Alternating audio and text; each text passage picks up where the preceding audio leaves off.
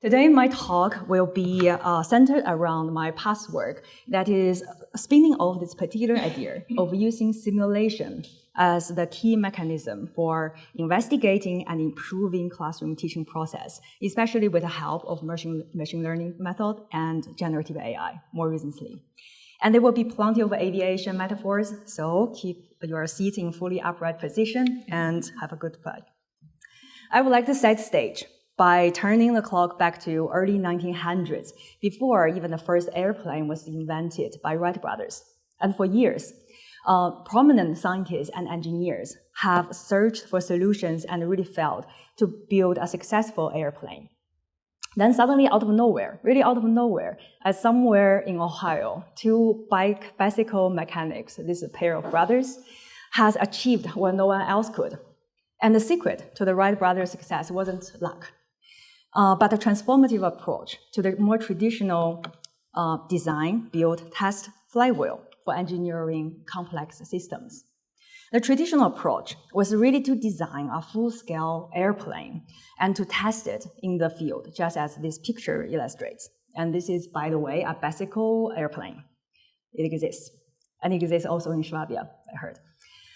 Besides being very expensive and time-consuming, such approach most critically cannot isolate prominent features and measure each one of them of the design that really jointly uplift the airplane. So what's more, it's impossible to actually control and replicate the measuring condition, as every field test is unique to itself for its weather and location. So to overcome such limitations, Wright brothers have invented a quite innovative approach called a testbed. Specifically, the testbed was a physical object. It is not a methodology, it is a project, it's an object. It is a very small-scale wind tunnel that realistically simulated the airflows in this wooden box. And the testbed allowed Wright brothers to isolate and rapidly test individual features of a very complex airplane system.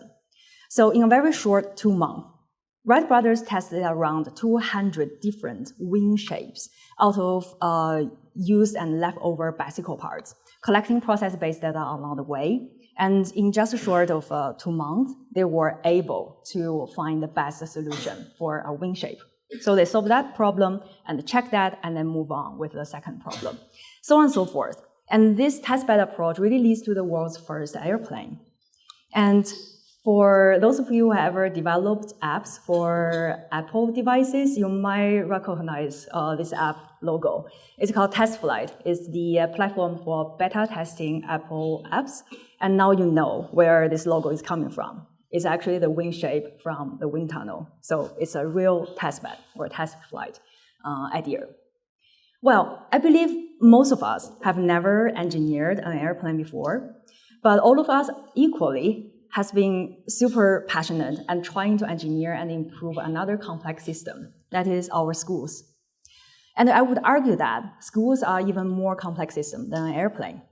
And just like the cautionary tale from the early airplane experiments, a lack of testbed-based research poses challenges in understanding the intricately connected variables that jointly decided students' learning.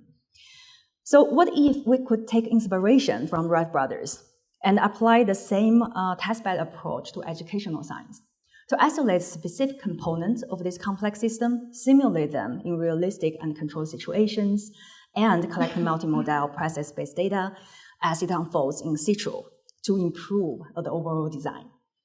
So that's the main idea of my work. But before jumping there to the actual work that I've done in the past 7 years, I would like to kind of trace back to the journey that brought me here. So Tosca already gave me a very wonderful introduction, but maybe there are still some contextual information useful for this talk itself. So I was initially trained as a developmental psychologist that focused on child self-regulation, not self-regulated learning, self-regulation, and attention at the School of Psychology at Beijing Normal University, where I also met my future PhD supervisors, Kevin Miller and Kai Schnabel-Cortina.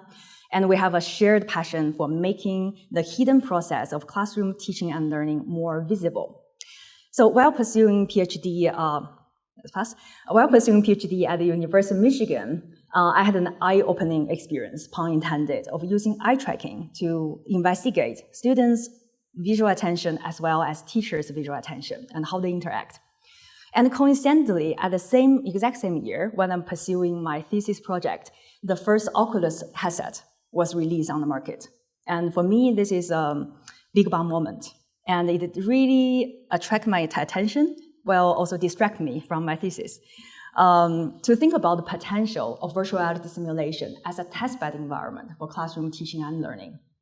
So therefore, I really made a big jump there. And I did also this research with small children about their developmental tasks. And then I started interested in the virtual reality technology and take the leap to come to Germany to pursue that line of work. So I moved to Germany really particularly for pursue this line of work, together with Dr. Hector and Thilo Kleckmann, each from Potsdam and Kiel, and spent 7 wonderful years with not just them, but also Rebecca Lazaredas and Katharina Scheiter, who really highly recommended me of coming here, and many others. But funnily enough, I got the idea of coming to Tübingen because of a trip to Korea. And for those of you who recognize this structure, this is the World Trade Center in Gangnam District in Seoul. And it is a statue which you can enter. And even once you enter it, you will find this sticker in it. Secret. Okay, so for those of you who are not from Germany, this is a huge campaign from the state of Baden-Württemberg to attract international visitors who don't speak German to read this label and find this to be super interesting and they want to come to the land. So very successful campaign. And I mean, I'm here, so it's successful. But all these international flights who brings me here academically to talk about my work. So I will definitely talk about my work, but I think most importantly, I wish at the end of today's talk, I would like to show you what this flight is heading to, and I would like to enjoy you on the flight to think about the direction about simulation, AI, and teacher education. So I relied on, in the past, on very much on different advanced technologies to investigate the teaching, learning of teaching as during the work of teaching, actual work of teaching. That is called teaching in situ. That is when the teachers are doing their everyday instruction in naturalistically complex situations, be it virtual or realistic in physical classrooms. So I relied on the technologies such as immersive virtuality simulation, mobile eye tracking, of course, large language model, but also different measuring technologies such as cardiovascular measures for heart rate variability, and more recently also exploring a little bit to EDA. So this is just to say, this technology are a tool for constructing such a testbed environment. So simulation is possible and the collection of process-based data is possible. So I'm very, very open to all the kind of technology that can facilitate that. And I would like to illustrate the central component of this cluster of technologies. So the immersive virtuality classroom with a few more screenshots, because that's what most people are knowing in my work for. So since 2019, I have been very, very much at the core development team to develop this free and open source software, which we call our VR classroom. And I use this VR to simulate a classroom environment that looks like a traditional secondary German classroom, in which the user embodies as a teacher, and that is actually me with a blonde hair. They can act as if in a physical classroom, such as moving around in a classroom, either with their physical body or through teleporting, or using a projector or the wonderful German-made English name Beamer to present slides. And Beamer, by the way, in American English means BMW cars. So that's a wrong English word. So you can do what you can do in the physical reality classroom as if you are, in this VR classroom, as if you are in physical reality. And just like in real classrooms, students will act and talk in different ways. So, for example, they can disrupt a classroom instruction or asking a clarifying question. And the next sound I'm going to play is an actual student question, but it's AI generated. Entschuldigen Sie die Störung, aber ich habe das gerade nicht verstanden. Könnten Sie das letzte bitte nochmal erklären? Sorry, I haven't changed that. Okay, for the next video, I will change that. So it's asking, teacher, I do not understand this. Could you repeat it again? And that's AI generated. I will talk more about the AI component behind the classroom dialogue simulation because this is a much more recent development and not all the work I'm presenting here use the AI system. I will definitely get there. But also, the students have different animations or actions that are very typical for secondary classroom students, such as they could have on-task behaviors, where they raise hand, ask question, write on the notebook, versus off-task behavior, where they have classroom disruptions and do things they really shouldn't do at the situation. And this all sounds quite fancy and good. But what does it tell us about the inner workings, or how could we use it to understand the inner workings of classroom teaching? So in the next section, I will present a section of my past work to demonstrate 3 utilities of conducting testbed research, particularly with VR simulation. First is to assess and review basic psychological phenomena, principles behind more anecdotal observations. Then design interventions or trainings for teachers accordingly. And finally, such a testbed approach can also help to unpack social dynamics that are usually very critical for the teachers to encounter, yet difficult in real-life classrooms. So I want to start with the first study around a rather controversial topic that is kind of psychologically debated among researchers, teachers' unions, and policymakers. That is the class size effect. Teachers often anecdotally complain about teaching in a large class size is very stressful, and they prefer not to do it because more misbehaviors may occur, and it really raises the responsibility of their job, and also they would like to pay them a bit more if they are teaching a larger class size. But this claim has never been tested empirically.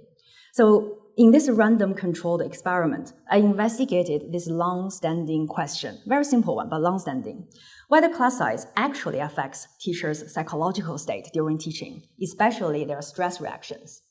So with the VR environment that I showed earlier, it's quite easy to manipulate such a variable in the classroom based on the number of students in the room while keeping everything else identical. So not only the environment, but also the events that happens during the simulation. So there are exact same number of disruptions and classroom events that happens between the small class size and large class size conditions. Okay, so we recruited 65 student teachers to investigate this random controlled experiment and measured their physiological stress reactions with a very simple armband heart rate monitor during simulation and also controlling for the baseline heart rate before they enter the simulation. We also ask about their actual psychological evaluation of their stress reaction through a self-report. And this is all done in a very streamlined way. As you can see, the habituation, which is the phase where we let participants rest and lower their heart rate only 5 minutes, followed quickly by like a heart rate recording for 3 minutes, 5 minutes about introduction of the VR, and really quickly plunge them into the simulation.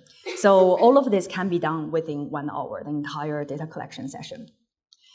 So after controlling for cognitive load, which is a very important covariate for stress reactions among teachers, so after controlling for that, we found that participants teaching in a large class size did present both stronger psychological and physiological. So on the left-hand side is their heart rate recordings, on the right-hand side are their self-report. So they really definitely felt both physiologically and psychologically stressed out by the large class size.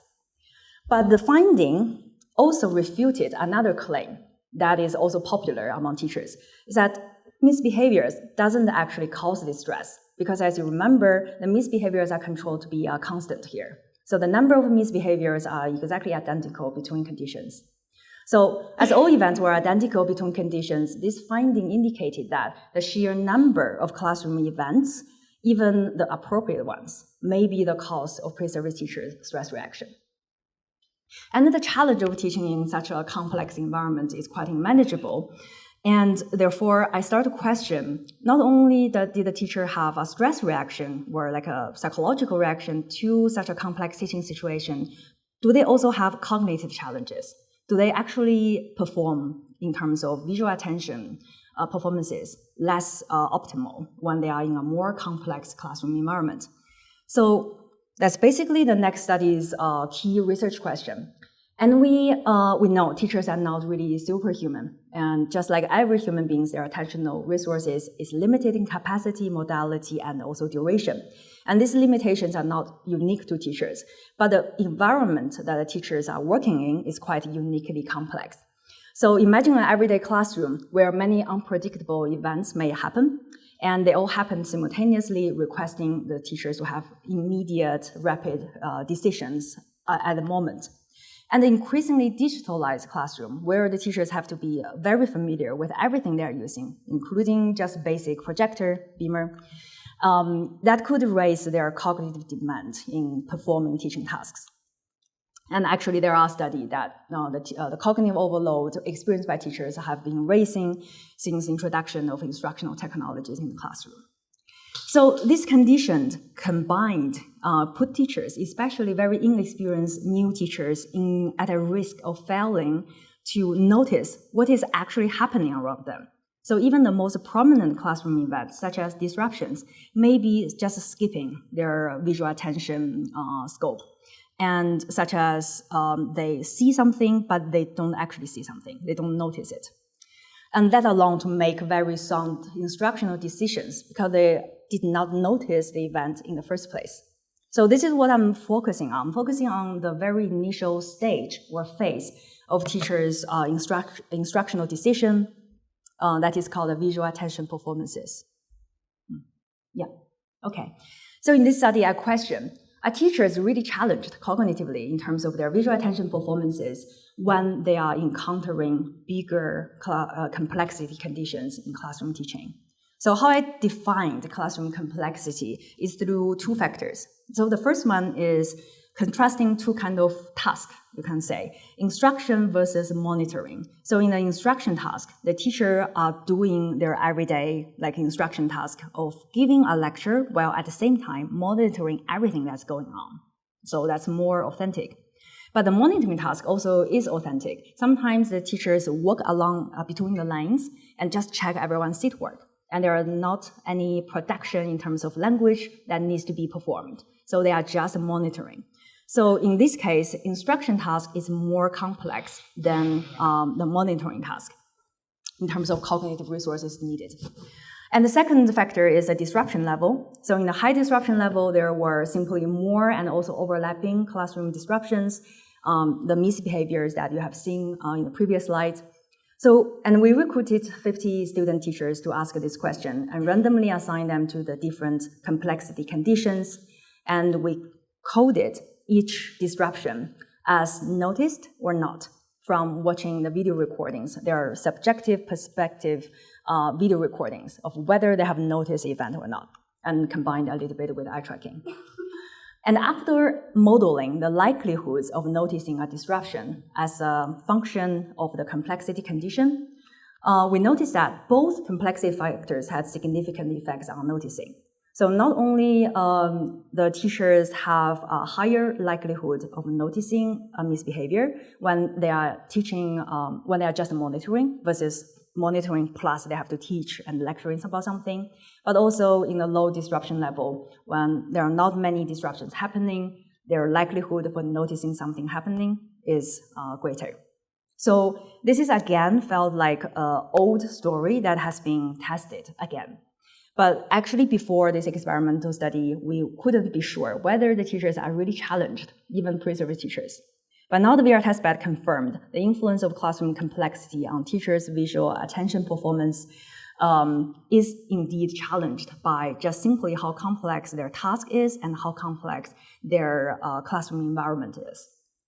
And the next question then I naturally start to ask is, this is environmental influence. So how large the class size is and how many misbehavior is happening, but also the things they were doing. But what about the teacher's own behavior? Does certain behavior that the teachers either intentionally or unconsciously are doing also affecting their visual attention performances? So in the next study, I start to look into how teachers move around in this physical space where we call a classroom, whether that has actually correlate to their visual attention performances. And this all comes from very anecdotal field experience of mine, of observing pre-service teachers really teaching their own classroom. I noticed that people move differently in a room when they're teaching. And of course, there are cultural contexts there. But in Germany, most of the teachers stand very close to their instructional technology or very closely to their slides. And they don't usually go into so-called student area. And here's two heat maps to illustrate this idea. They were from two actual pre-service teachers in a VR classroom simulation. And this is their eye movement as well as movement information superimposed on a room map of the VR classroom. And on the left-hand side, you can see the VR classroom to give you a better idea. So each dot in this heat map, my laser pen is very small, but each dot of the heat map is one student. And the redder the dot is, that means that the student has received higher number of eye fixations from the teacher. So basically, the redder the dot is, the more visually interesting that student is to the teacher. And the cloud of redness at the bottom, that are the movement pattern of the teacher. So basically, the sampling at every second of where the teacher is standing, and we created a heat map based on that. As you can see, these are two very different patterns, and they seem to be correlated. And my colleague Eric Richter have given them a very good name. So on the left-hand side is a zombie. So didn't move too much. They didn't smell the blood. And the tiger, which are really, really active in exploring their territory. Like they felt very confident. Usually that's also something we notice. They are confident in speaking. They're confident in moving around. But of course, I'm interested in how well they are noticing the events that's happening in the classroom. And this is correlational observation. And I didn't know whether the movement pattern is really correlated, significantly or non-significantly, to the visual attention performances. And I also want to test out, again, I like to use such a testbed to test out very old theories that has never been empirically tested. And this theory is called action zone theory. And maybe some older teachers will know it. I mean, it's no longer in circulation. So the action zone theory proposed that teachers like to engage with students sitting in the front and center, this T-shaped zone. And this is their action zone in a traditionally layouted classroom. Again, never been tested, whether the teachers are really, really just engaging with them or paying more attention to those students. So, of course, this is interesting for me. And I would like to invite you to think about it, whether you think they are really correlated, and then I will show the study. So we had 21 student teachers, smaller sample, but the data set itself is actually much, much larger than anything I've worked before, because not only we have eye tracking data, but also motion tracking data. And these are sampled. One thing, eye tracking at 6 digits after decimal points, and motion tracking is every second. So we really have a very fine-grained process-based data of the teacher's behavior while they are teaching in the VR simulation. So this is just a sample for you to have a flavor of what the data set looks like. But as many of you may know, this is great for modeling, and this is great for machine learning algorithms. So with this process-based data, I first used k-means clustering, focusing on the movement features from a method called point pattern analysis. This is actually a geoscience analysis method that looks at point as observation, every point in a spatial surface as an observation, and try to model the pattern of such points, kind of overlaying the entire 3D space. So I really, really liking the way they model the data, and I use that for eye tracking data as well. So I use k-means clustering in order to classify the particular patterns of teachers among these 21 small sample, but among these 21 teachers to see whether we can identify unique patterns among them. And then I use linear mixed effects modeling to evaluate whether these subgroups had different visual attention performances. Correlational, by the way. Okay, so in the first step, I did successfully distinguish 3 pattern groups among the participants. And as you can see, this is, again, room map. So the distribution of their locations from cluster 1 to 3 becomes less clumped and more separated with longer distance in between. And maybe you have better names, but I name them immobile teachers, anchor teachers, like they are anchored to the front and they walk left and right, or dynamic teachers, like the tiger. So they really move around quite dynamically. So it's really great that we find such patterns because in the future, we can use such a data to more easily classify the teachers and to give them a label or give them a more meaningful interpretation of what they experience in the VR classroom. But how does that relate to how well they see the events that's happening in the classroom? So in the next step, I try to look at the eye tracking as well as So eye tracking performance, visual attention performance from the teachers. And I find that the dynamic subgroup has significantly better performances than others in 3 big categories. So they look more often at the disruptions as shown by higher number of fixations on disrupting students. They spend longer time looking at those fixations as shown by longer fixation duration while the disruption is happening. And they were quicker to see them, as shown by shorter time to first notice or first visually attended to that disruptive student. So I think this is really exciting because we can find a very clear correlate between the distinctive movement pattern and teachers' eye tracking measures. Well, I call it visual attention performances. But this is the first step because my next question that come to my mind is intervention. Can we just tell explicitly for teachers who are not moving around dynamically, can we tell them explicitly say, you should move more dynamically and focus more on your students instead of on the slides? And whether that leads to any improvement in visual attention performances. So that's the intervention study that I have conducted next. And as many of you know, conducting research for teaching quality and teacher behavioral change. In order to induce any changes, the common approach is either giving them performance feedback or give them kind of a reflection opportunity. Now I'm focusing on performance feedback in this study. So there are 2 prominent kind of performance feedback, so-called adaptive or static feedback. Adaptive feedback is generated in response to a learner's particular actions and personalized based on key variables. So it's not just performance feedback for teachers that can be defined in an adaptive versus static way, but any feedback for any learners can be defined that way. So you may already know this definition.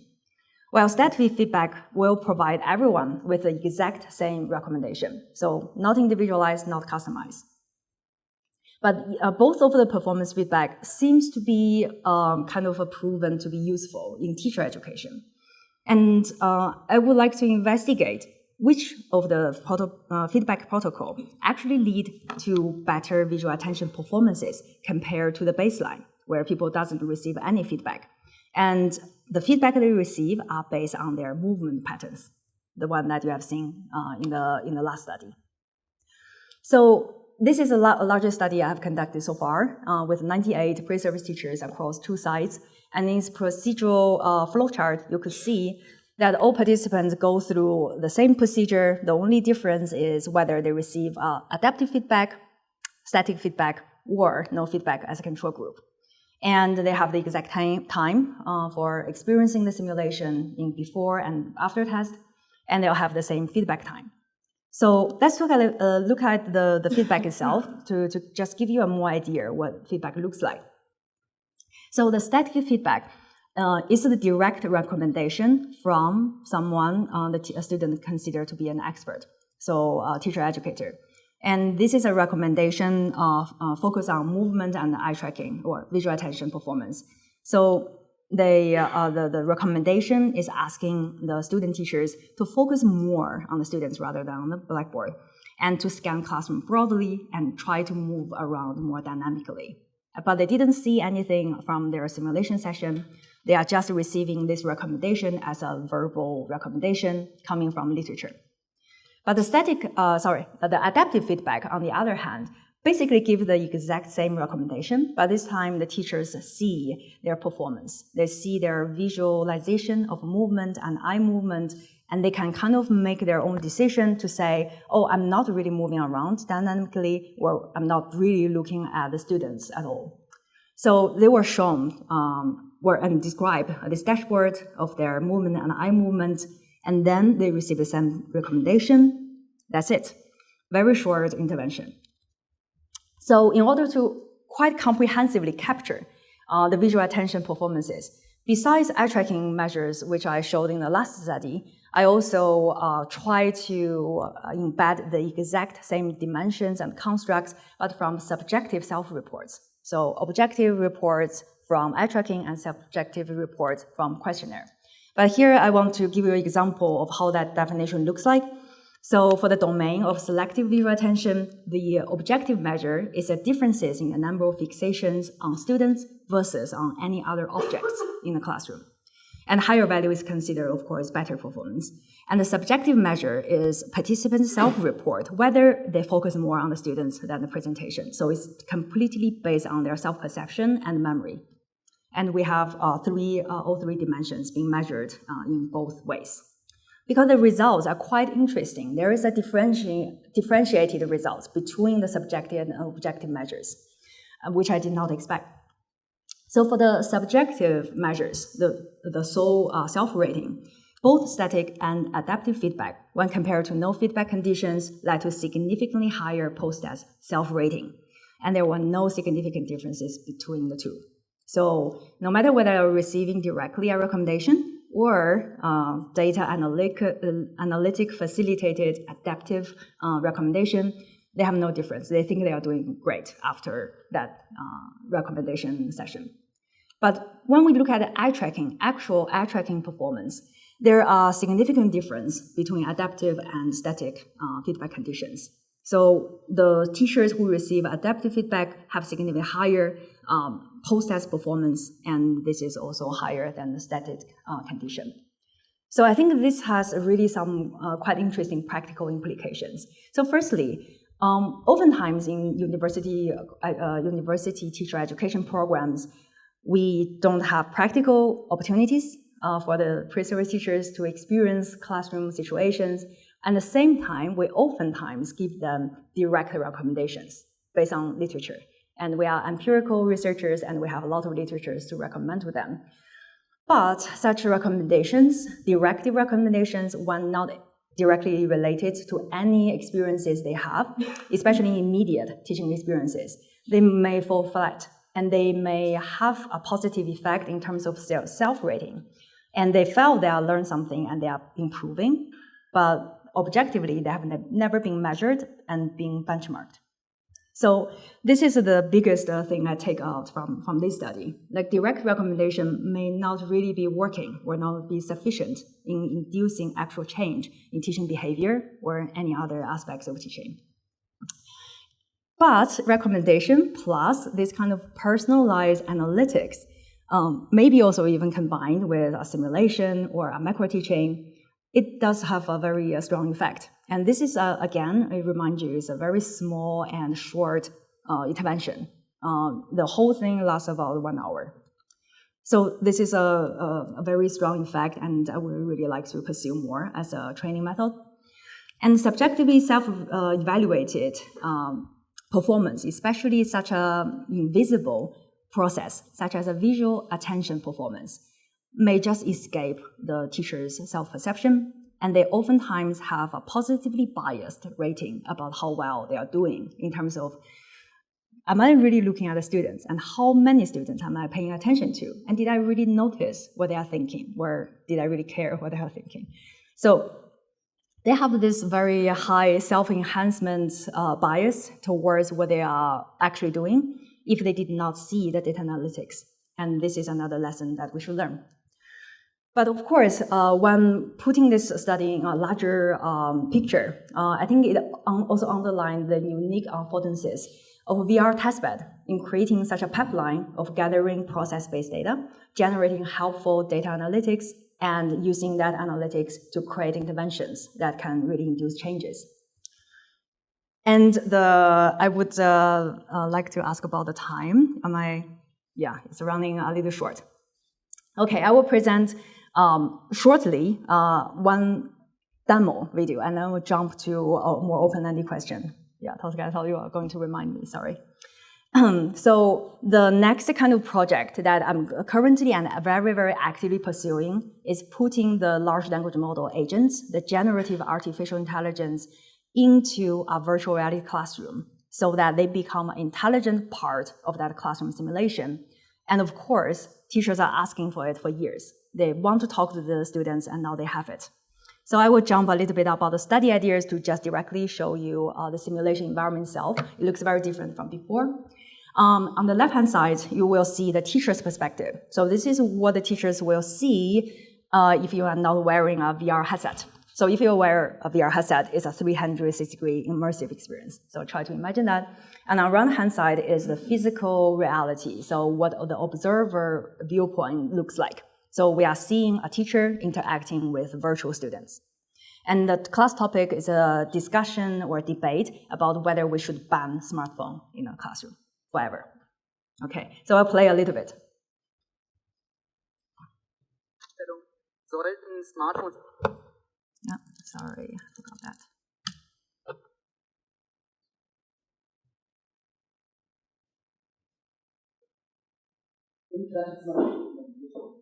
Und da das, denke ich, ein ganz alltägliches Thema und euch ein bekanntes Thema sein sollte, möchte ich euch zunächst erst einmal fragen, welche Erfahrungen habt ihr denn mit Smartphones im Unterricht zusammenbringen?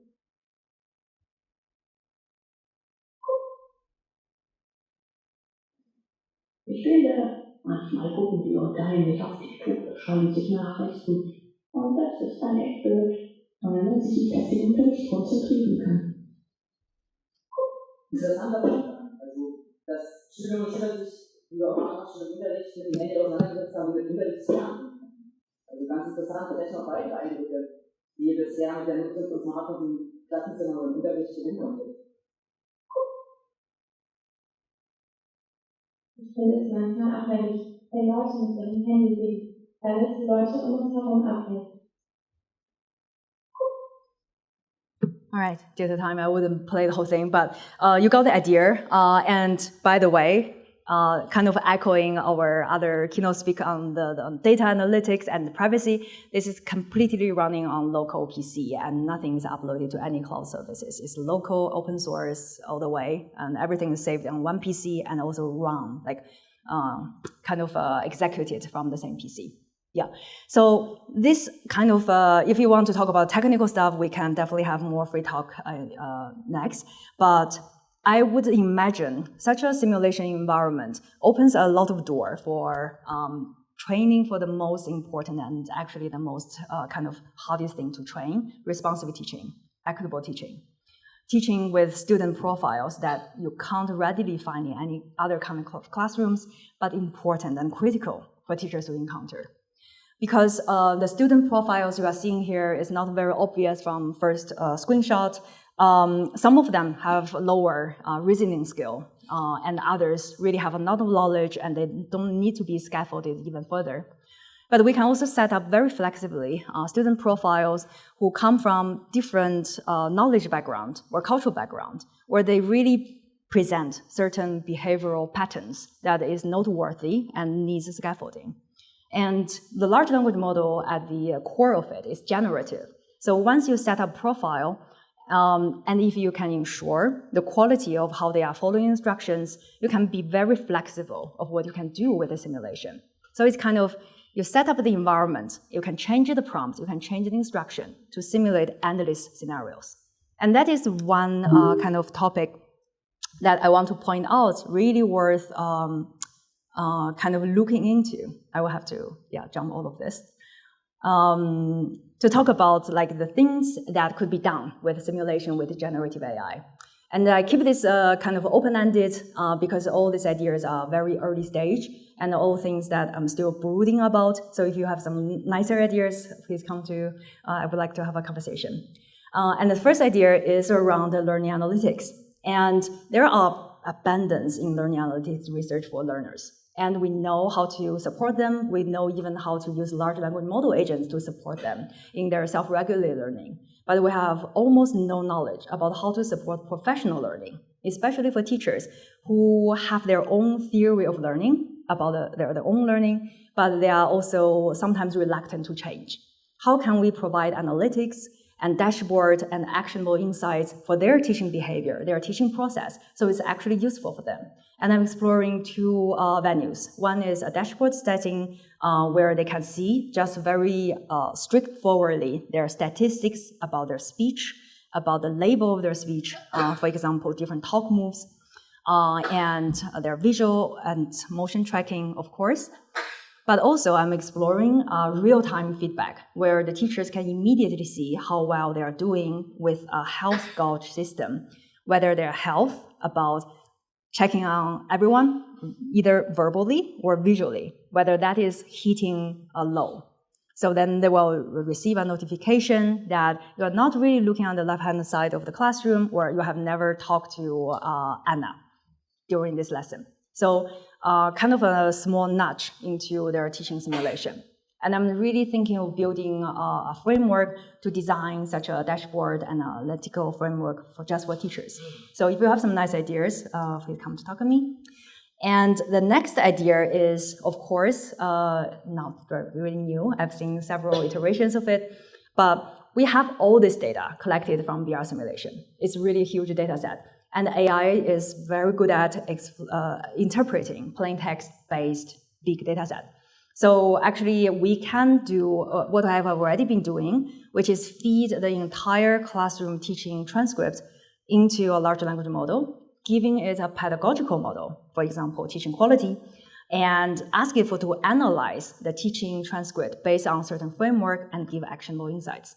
So of course, I've seen several iterations of that, but they are not yet theoretically backed. And we need some empirical studies to see whether these are really better than human feedback, human performance feedback, and also observational rubric. Okay, so I want to just touch on two more slides because for me it's very exciting. Another idea is so-called my challenging moments. So think about all the scenario that you have seen here in this VR simulation, but maybe you are also into practice-based teacher training and teacher education. Then you know there are different iterations and different simulation environment out there. For example, I'm pointing to Julie Cohen's work from University of Florida, that they have wonderful bank of scenarios, practical scenarios that teachers can use to practice. But these scenarios are not designed by teachers. They are designed sometimes together with the teachers. But what about the individual teacher can make the demand, kind of saying, I am most challenged by certain students who wear a t-shirt with politically charged message on them. Like, that's my challenge. I've seen it several times. I don't know how to respond to it. It's very specific to every single teacher. And teachers' needs also change over time. And the large language models' flexibility will be allowing the teacher to kind of spin off a very well-designed model scenario to make their own scenario that they can jump into and practice. So I call this on-demand, customizable, generative teaching scenario. And for people who use any fitness program, you would be familiar with this idea. It's an on-demand, customizable fitness program for teachers. Yeah, and so this is not hard to do, so I'm really very practically pursuing this direction.